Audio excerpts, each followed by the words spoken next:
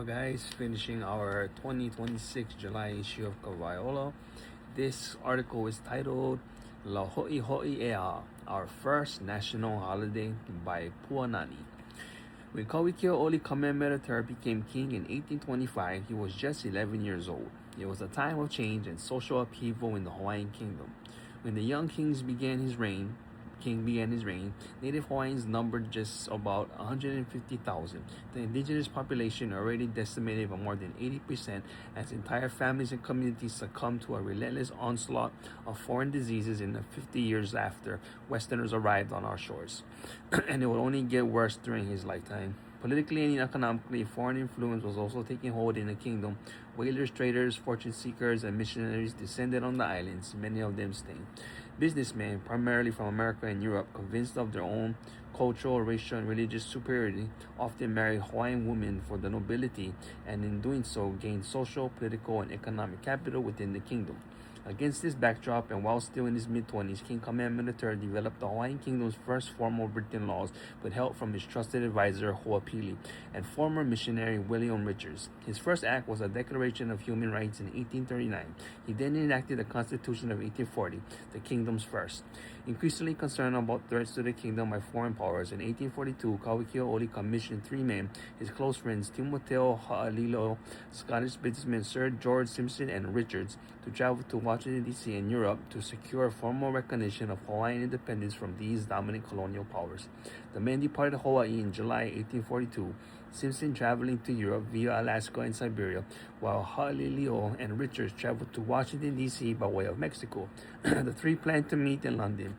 Kawikio's instincts was astute. In February 1843, while Ha'alilio and Richards were en route from Washington, D.C. to London, British Captain Lord George Paulet arrived in Honolulu and without authority exercised gunboat diplomacy and forced the king to surrender to the British crown.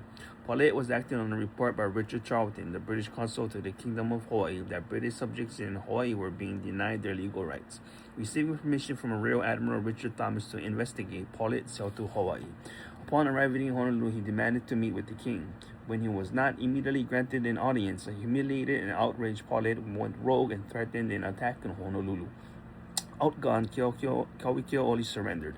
Paulet appointed himself and three others to govern Hawaii, burned every Hawaiian flag he could find, and raised the British Union Jack over Honolulu. Both Paulet and the king immediately sent envoys to London to present their respective cases.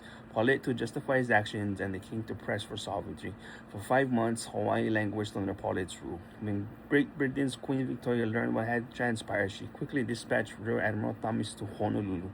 Upon arriving on July 26, 1843, Thomas met with the king and very quickly concluded that the British consul's allegations were unsubstantiated. On July 31, 1843, Thomas declared that the British occupation of Hawaii was over and that Hawaiian sovereignty was to be respected. A public ceremony was held at what is now Thomas Square in Honolulu on South King Street. Thousands of Hawaiian citizens of all ethnicities gathered to watch as the British Union Jack was lowered, cheering as the high Hawaii was raised once again, symbolizing the restoration of sovereignty to Hawaii. This event became the first national holiday of the Hawaiian Kingdom. It was called La Ho'i Ho'i Ea, Sovereignty Restoration Day, and it was on this occasion that King Kamehameha III proclaimed Ua Mau Ke'eo o Ka'aina Ikopono, the sovereignty of the nation restored by righteousness. 4 months later, Ha'alilo, Richards, and Simpson were successful in their securing global recognition of Hawaiian sovereignty. On November 28, 1843, Great Britain and France signed a proclamation recognizing the Hawaiian Kingdom as a sovereign state. This became the second national holiday of the Hawaiian Kingdom, La Ku'ukoa, Independence Day, observed on November 28.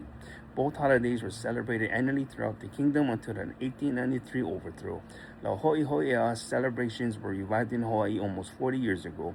The late Dr. Richard Blaisdell and the late Henry Nihu are credited restoring the holiday at Thomas Square in 1987.